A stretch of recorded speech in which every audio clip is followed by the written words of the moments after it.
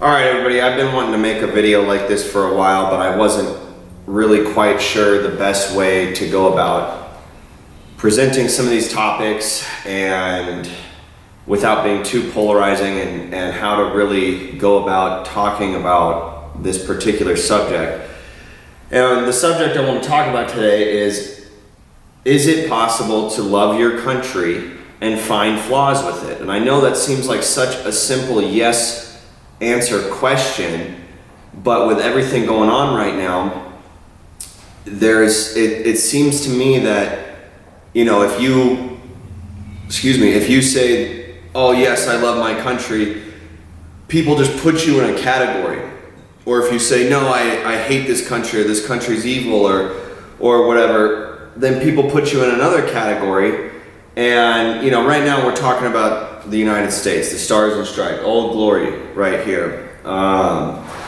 And the answer to that question is, of course, yes. Of course you can love your country, but you can still find the flaws and acknowledge the flaws and discuss them. I mean, that's part of the great American experiment in self-government, is that you can still love what the flag stands for and what the Declaration of Independence meant and what the Constitution means and what that stands for.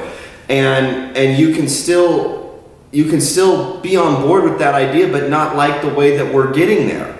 You know, I mean, I've seen this analogy online a little bit. It's kind of like a math problem, you know, 5 plus 5 equals 10, but so does 7 and 3, or 8 and 2, 1 and 9, 6 and 4, whatever it is. You know, we all have different ideas on how to get to 10, but as long as we acknowledge that 10 is what we love, then it doesn't really matter how you arrive there, which numbers you use to get there.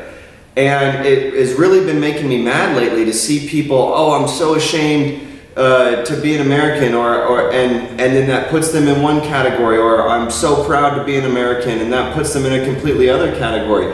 I mean, I have flaws. I find flaws with this country all the time. Whether it's with most of it revolves around how bad the government is at their job. But that's okay. Loving either the president or not loving him, or whomever's in Congress, or even your local leaders, they're only there temporarily. And my God. I was rolling so well. If this is a spam call, I'm gonna be furious.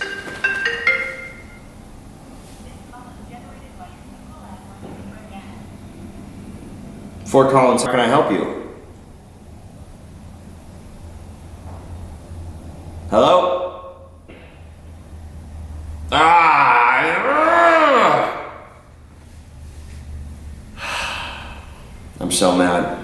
I'm so mad right now that just interrupted us. Let me put this on vibrate so that won't happen again. My apologies. But like I was saying, if you don't like what's going on, then run for office or start to make a change for it. But you know, we all have a rule book to play by, and that is the Constitution. And for the last 50, 60 years, we've been just slowly and surely straying away from that. I mean, look at the amount of things that the federal government does that are unconstitutional, mainly loaning money, or mandating that the citizens do certain things, like require health care, otherwise you get a penalty. I mean, that's outrageous. That's completely unconstitutional. But what I love is this right here, and what this stands for. And it stands for freedom, and that you really can do what you want in this country, so long as you're playing by the rule book. And you really can start from the bottom and work your way to the top, like so many people have, and people continue to do, in spite of all the regulations and all the nonsense that just constantly comes out to make our lives harder. People thrive in spite of that. Not because that they want to, but because they have to. And those people who acknowledge that even though we have our flaws. And even though we have maybe darker parts of our history, which we do, I completely acknowledge. I mean, the treatment of Native folks at the birth of this nation, and even, well into the first 100 years of it, slavery, the Jim Crow laws, I mean, all that stuff. And keep in mind, most of that stuff comes from the government. All of us as people, we're all here, and I think we all love and acknowledge each other as Americans. We're all on the same team. And the media and the government have been doing such a good job of making two teams, and they each get a pick every few years. Oh, I picked this guy, I picked this woman, I picked that person, I picked this person. And none of that matters. What we have to remember is that we're on a team. And this is our mascot, right here. Old Glory, the Stars and Stripes. These colors don't run, baby. And that's what I'm proud of. I'm proud of what this lets me do. Not what anybody else says I can do, but what this lets me do. And the ideas that this was founded upon. This idea of live and let live, of a rugged individual. Of all of us coming together with limited branches of government with limited power, and to really truly make an environment where people can be who they are and what they want to be. And there's places for that all over this country. If you want to be a country boy, go live in Texas, or go get some land somewhere out in the West or in the Midwest. If you want to live in a city and do that life, we've got that to offer too. We've got so much in this country that makes it great. And to see people just getting so bent out of shape about the fact that we didn't always have certain freedoms, or not everybody had the same freedoms. I acknowledge all of that. But the point is that we've always continued to acknowledge those problems and work towards a better future. And that's all we can do as individuals too. Maybe you made mistakes yesterday. Maybe you made mistakes 4 or 5 years ago and you're still not quite sure how to move past that. Well, as long as you're constantly working every day to make your life better and to improve the circumstances of your life and what you have, and to be a good person, and to constantly try and just move even just a half a step forward every single day, and continue to grow, whether it's in your personal life, relationships with your family, your significant other. Maybe it's with business or the career that you're in, or maybe you're doing something fun that you just enjoy, like making YouTube videos. This is, I don't know, maybe my 6th or 7th YouTube video, and I'm just trying to improve those videos every day and make more content. And just to get better at it, just to see where it can go. And you owe it to yourself to do that. And we owe it to this country to do that. To say, okay, yes, we did have these problems.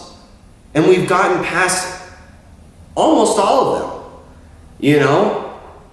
And all the whining and the bitching and moaning that comes from both sides. This isn't a right or left discussion. It's what are you going to do about your life today, and how are you? What JFK said: ask not what your country can do for you, but what you can do for your country. And when you start looking at it through the lens of I'm going to take responsibility for myself and my life gets infinitely better almost overnight. Almost overnight. Would you give up on your child if they were struggling in school? No. You help them. You give them more resources. You try things differently to help them succeed. You don't give up on them and just determine that they're a lost cause. Oh, maybe the next kid will be better. Or even with your car. Your brakes go out. You're going to get rid of your car? No. You're going to go take it to Just Brakes and have them turn the rotors and replace the pads. Or get new rotors if you have to. And then you're going to keep driving the car, and you're going to add value to it because you acknowledged a problem, you fixed that problem, and now you've got a better running vehicle. So if we acknowledge problems in this country like we have over the last 240 some odd years, we acknowledge the problem, we fix the problem, and now we have a better country because of it. And as long as we keep doing that, We can't rewrite the past. That's already happened. The die has been cast. There's nothing we can do about that other than learn from those mistakes or those good things. I mean, look at what happened in the Gilded Era. Trump thinks that he's ruling over the greatest economy this country's ever seen. That's not even remotely true. The most economic growth and prosperity we had in this country was post-Civil War, right up until about World War I.